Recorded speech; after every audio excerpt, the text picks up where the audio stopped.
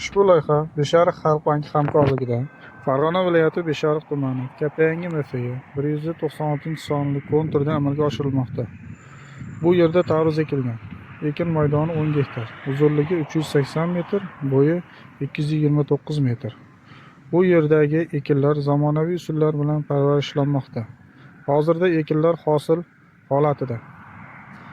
Ekinlarni yig'ishtirish 91 kun davom etadi. Yetishtirish jarayonida sug'oriladi, tabiiy va mineral o'g'itlar bilan oziqlantiriladi. Ushbu loyihaga 16 ta dehqon xo'jaligi biriktirilgan. Har bir dehqon uchun o'rtacha 62 sotik yer to'g'ri keladi. Loyihani samarali amalga oshirish uchun lider tadbirkor Beshariq dehqon bozori MChJ biriktirilgan. Ushbu loyiha bo'yicha har bir gektardan 35 tonna, jami 350 tonna hosil yig'ish rejalashtirilgan.